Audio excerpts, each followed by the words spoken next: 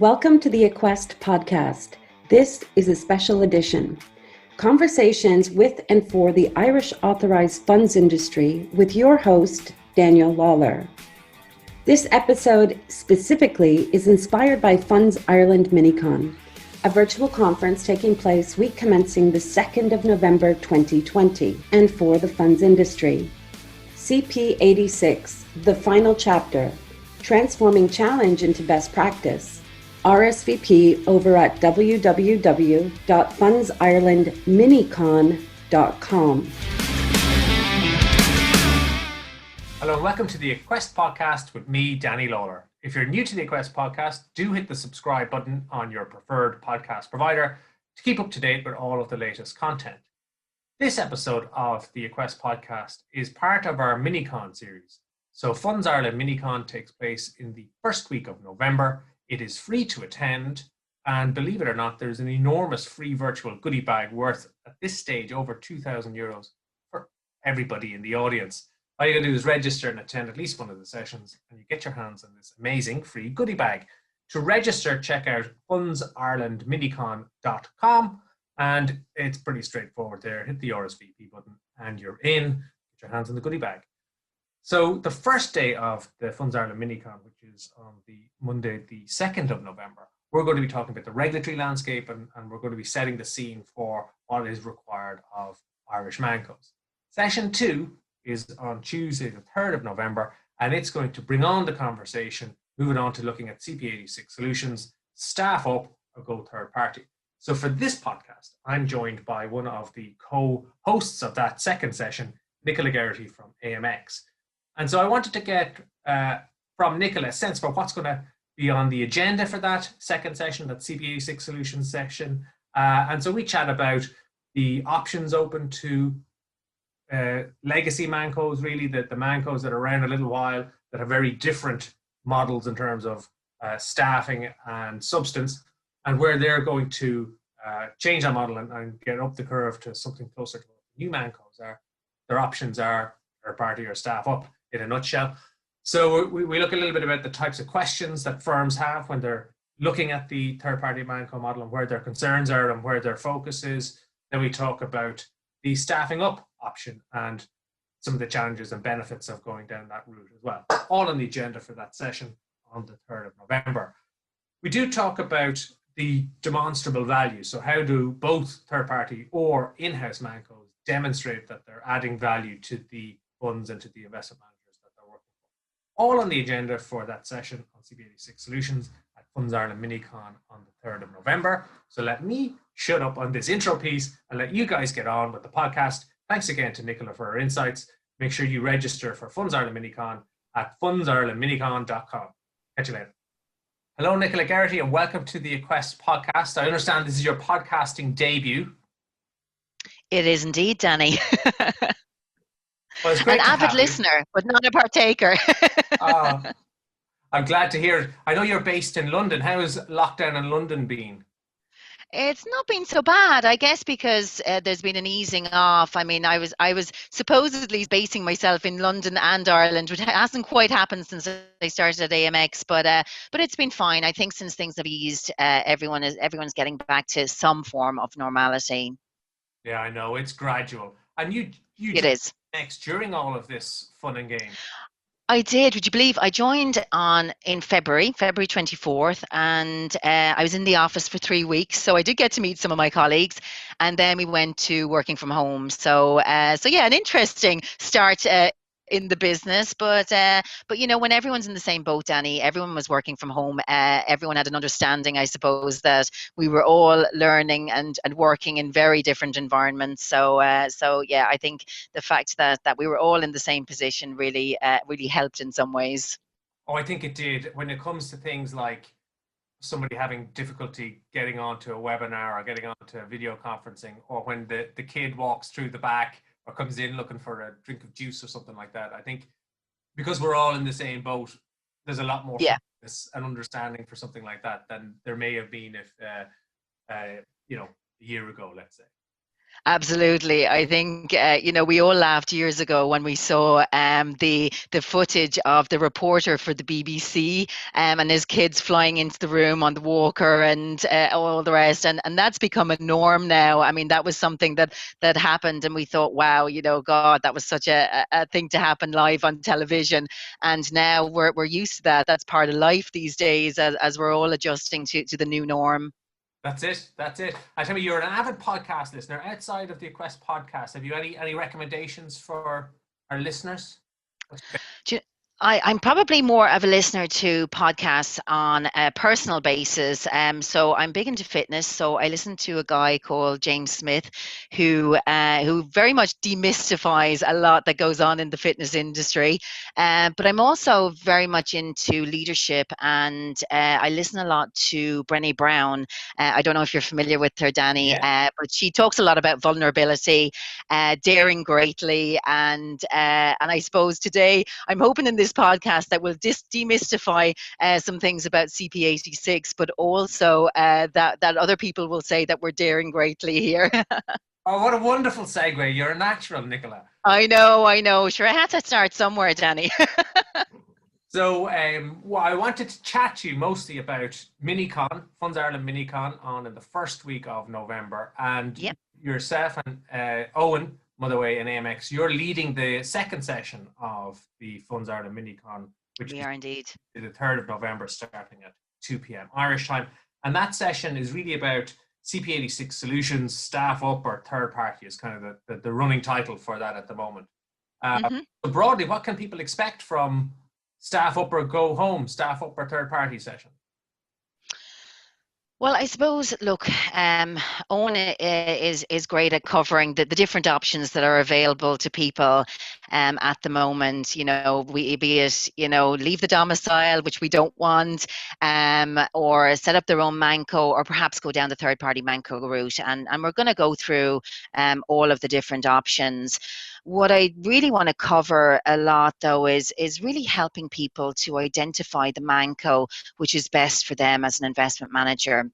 And I think that's where I guess for me, I feel that there's something lacking there right now in terms of helping managers to get their heads around this, to really develop that kind of due diligence process and helping managers to make an informed decision in this space.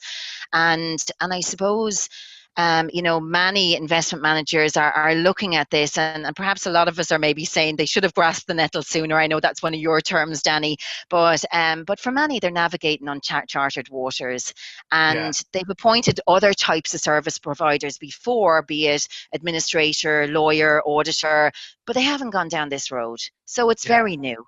So It's true, and I feel that, even for me coming into this space, joining AMX and looking at third-party mancos and, what's out there at the moment, I had an interesting comment from a 9Ed recently saying, that's the boring stuff, Nicola. What else is there to talk about? Everyone's talking about substance. Everyone's talking about the same things. Can we just peel back the layers a little bit? And that's really what I'd like to do at the conference is really kind of strip this down and say, look, what are the questions that you need to be asking here?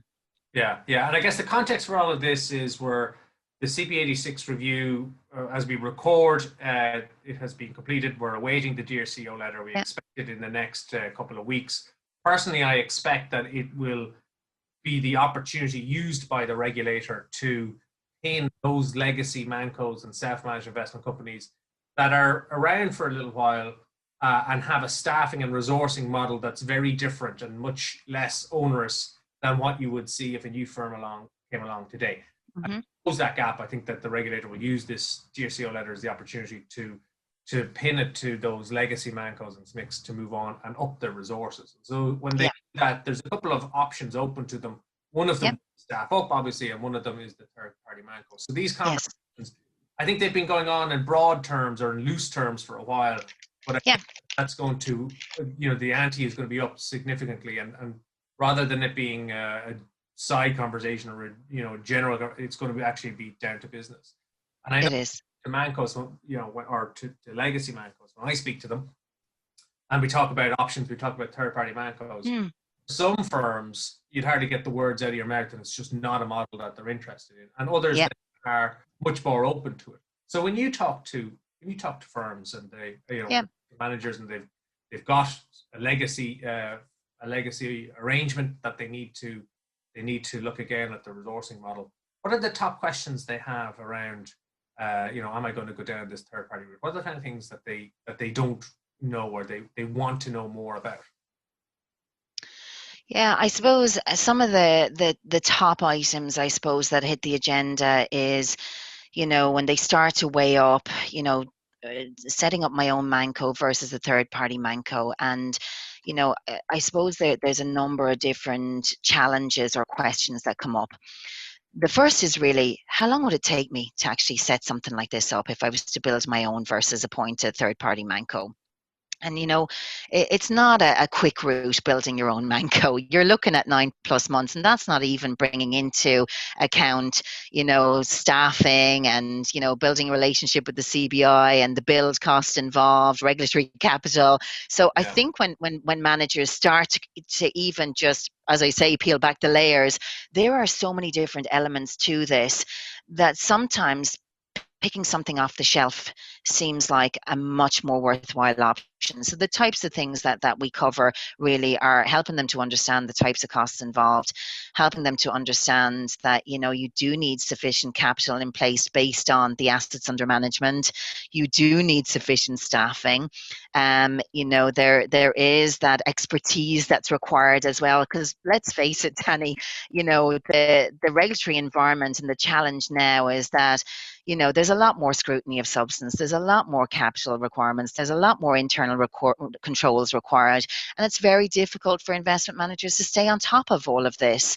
So once they kind of get their heads around, what do I need to do? Then it becomes, is this really a road that we want to go down from, even a management perspective, but also a cost perspective? So if they migrate to a third party, what kind of, is that a reasonably easy process? Is that a kind of okay, there's paperwork involved, but is it a play type thing? How long does it take? Is it reasonably straightforward to do? It's reasonably straightforward. It takes 1 to 3 months. One of the things that we want to do at this MiniCon is we actually want to go through a case study of a multi-billion manco that we actually brought on board this year, Danny. And what we do is we go through a four-phase approach.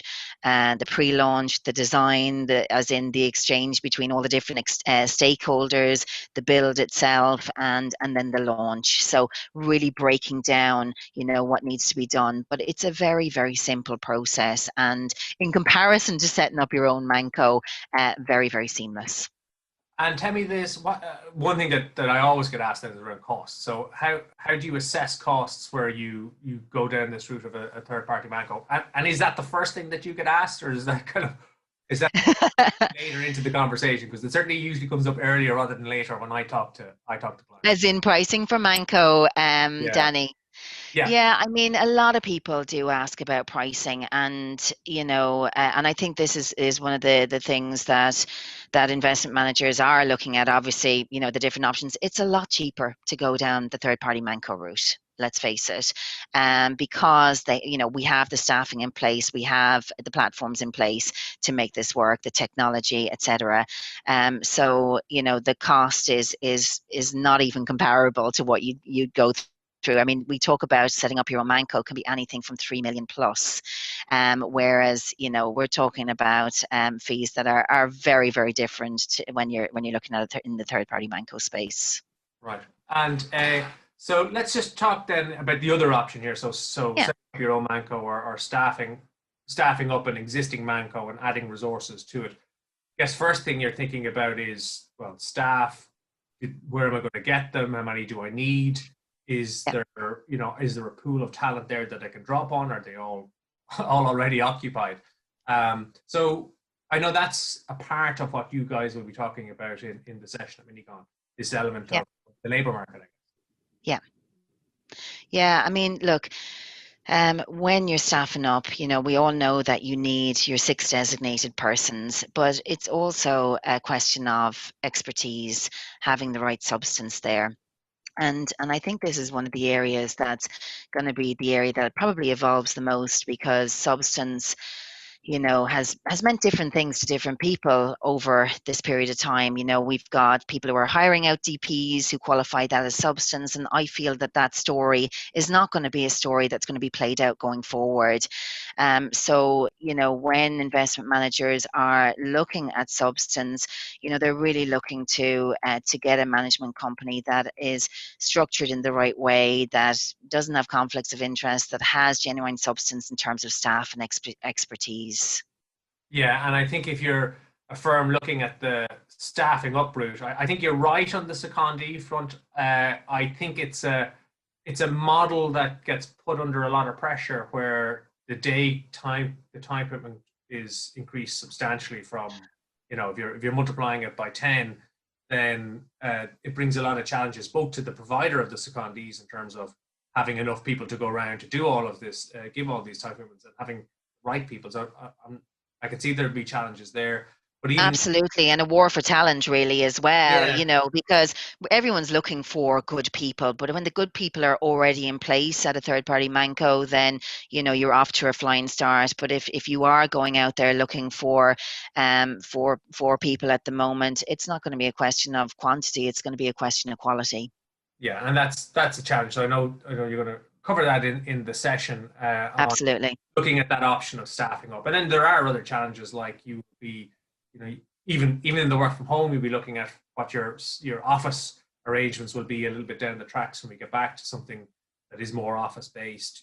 Might impact on your capital requirements if you're moving from a self-managed investment company to a manco, even an in-house manco. But having said that, that will be the right option for some firms. It will. It will. And look, we've already seen that already. Some firms have gone down that route. They've set up their own manco, and that's a decision that's right for them, but it won't be right for everyone. Yeah, absolutely. There's like everything, cost and benefit. There's certainly costs there, but if you're a larger player, let's say, and you want the brand on your own manco and the control and everything that gives you, then that's going to be right for some firms. Exactly. So I guess the last thing, or one of the other things that's going to be covered in your session at MiniCon, is around demonstrable value and how mancos demonstrate that they're worth what they're charging, or that they're doing something that adds value to the proposition for the investment manager. What can you tell us about that topic? Well, I suppose one of the questions when we start to talk to investment managers, and it's always my starting point when they're trying to make a decision as to where they want to go, what type of third-party manco they're looking for, or who the provider should be, should I say. But for many, it'll just simply come down to relying upon the skills and expertise of organizations who have that technical experience. And perhaps they're just looking to leverage off established market providers already located in Ireland. And that's great. For others, I suppose, there's going to be a bigger picture to this. And for many fund groups now, I guess they're realizing that there'll be a benefit to centralizing some of their functions to create economies of scales, maybe looking at more of a one-stop shop for all of their fund requirements. And I suppose a big part of what we're thinking about when we're talking to investment managers is some of these add-ons, or what we call at AMX future optionality. And that's really thinking about what are the wider strategic benefits of partnering with the right manco provider. And I suppose creating a significantly wider opportunity set. And I suppose where some management companies will be able to demonstrate value for money is that they're not only providing the substance, the skill base, the stability that is required of them from a regulatory perspective, but they'll also be able to have, I guess, this future optionality or add-on of a distribution, maybe that key differentiator that's out there in helping clients to market their products or gain access to particular countries or regulators, and then also maybe tax, other areas that they might want to expand on in the future. So it's really that kind of add-on perspective in terms of what else is there that I can tap into that I might need in growing my fund management platform in the future. Yeah, and we all know that price is what you pay and value is what you get. And I just wonder how much of that value conversation there is now and how high that is up on the list of things that investment managers want to talk to and get a handle on. And my assumption is, you can prove me wrong Yeah. here, that with the work in the UK on value for money, that it is having a little impact in terms of being something that, whereas it may have been in the background, is now something further up and further to the front of the minds of investment managers. So are value conversations something that happen all the time when investment managers come to look at the options available to them? Mm-hmm. I think it's happening a lot more now, and I can certainly say, we have been doing a number of meetings over the last few months with, a lot of our esteemed colleagues in Ireland, and service providers, and also, investment managers that are finding themselves in this position. And some of, I suppose, surprisingly for me, when I first started doing the meetings, was the biggest question was, what else is on offer? Is distribution available? Are these other items on the agenda? So it's definitely on the table, Danny, and it's definitely there for discussion. So it's not a case of, just pricing anymore and just the basic services. Yeah, and I guess part of that then is understanding, how does the fund management company do things like oversee delegates? How involved in that? And is that something then that really adds to my, as the investment manager, my compliance framework, or where does that land? Yeah. So I was going to say, if you are in the space of an in-house manco, a capital manco, you're setting up or you're staffing up your own manco, value for money is incredibly important there as well, or particularly if you're going to be the staff in that management company. I think when I deal with those type of mancos, the ones that always impress me most are the ones where the leadership team in the new manco, or the captured manco, are very conscious of the need to add value to the group. Because if that staffed up manco is just a compliance solution or a Brexit play for the organization, then you can imagine when there's a better Brexit play or a better compliance solution, the need or the desire to have that company, we know that they're costly, starts to come under pressure. So where I see the best of those in-house mancos is where they're very conscious of doing more than just being a compliance solution, and looking to see how can we contribute to the overall business. And maybe that's pulling the compliance business and being the center of excellence on compliance, or distribution oversight, or distribution management, or whatever it is. But even where it is, as I said, a bespoke, a capture manco, an in-house manco, you really need to have value as somewhere pretty close to the top of your list to make sure that you're doing something that adds to the group, and that you're not the first to be cut when there's a better compliance solution.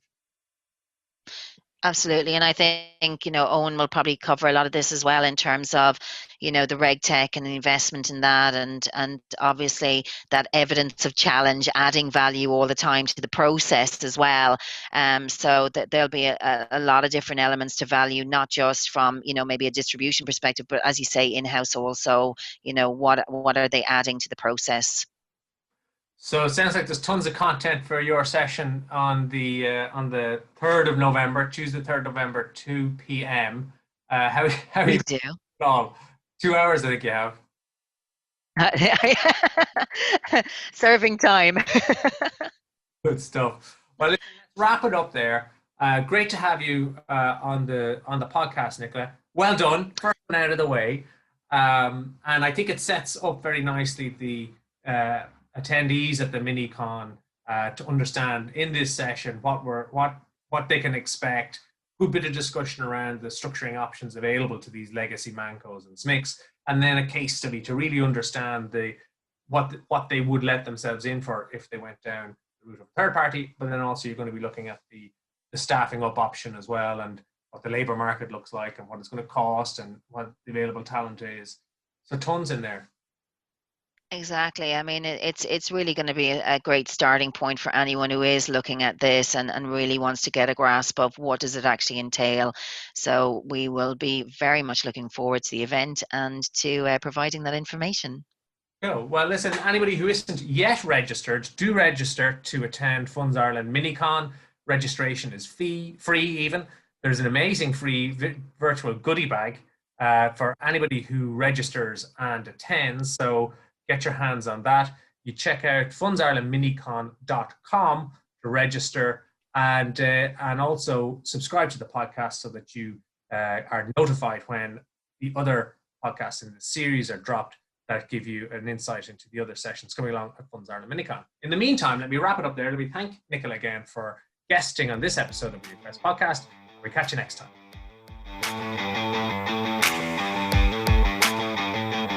You've been listening to the Aquest podcast, a special edition. Conversations inspired by Funds Ireland MiniCon. RSVP at www.fundsirelandminicon.com. For more information about Aquest or Daniel Lawler, visit www.aquest.ie.